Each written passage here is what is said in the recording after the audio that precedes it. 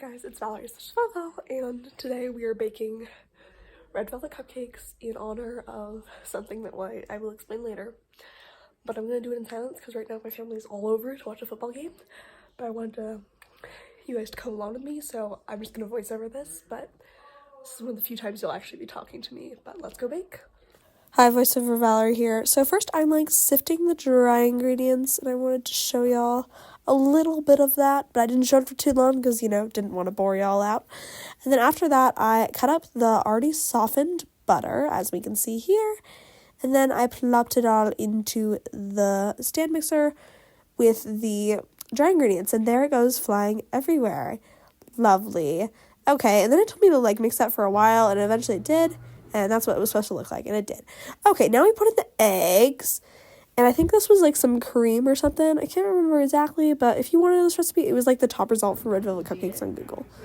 And then next we put in some vanilla, and I think after that we put in red food dye, and we started mixing it up. Oh my goodness, that's red, and now it's kind of pink. But then we filled up the little muffin tins. That was an odd transition, but there we go. Then we had 2 pans that I filled up, and now it's the cream cheese frosting. I was trying to show you guys the mess and how I had made the cream cheese frosting and put it in a piping bag. And then this all goes very quickly, but I piped it out and put some sprinkles on it, and those are my red velvet cupcakes. Yum!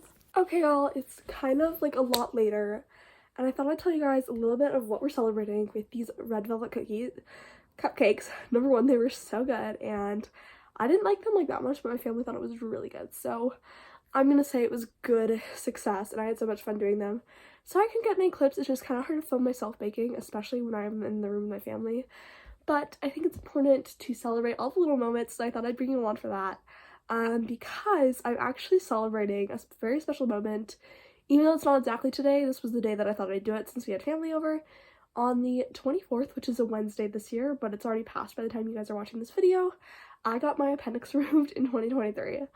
Which is crazy, and you can go hear the full-on story.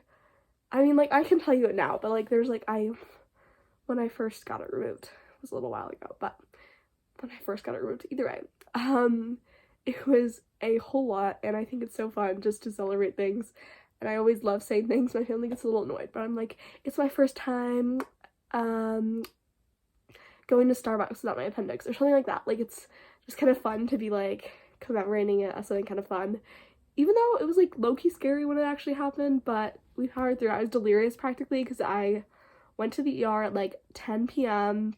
because I had throbbing pain where my appendix is, and I also threw up. So my parents were like, okay, you might have appendicitis, so we gotta head out. And I was like, okay, then we will do that. And I was not happy about it, and I was like, okay, hopefully I'll be fine. We were sitting in the waiting room for so long. When we actually got in, they told us that was the longest wait they'd had since Christmas, which, if you know, Christmas is a lot of ER visits, and it was such a long wait. We were there for 1.5 hours, I want to say. I don't know, it was long either way. And at that point, I was my pain had practically stopped. When I was sitting down, I was fine. So I was like, I don't know what's going on.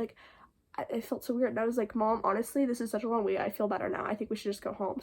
She was like, no, we probably should stay. And so we stayed, and luckily we did, because I did have appendicitis, and I did have to get it removed the next day around noon, if you care about that. But the worst part of it was they had to take tests, so I got a COVID test, and I was fine, but there was half the teachers were out at my school because they all had COVID. It was so weird.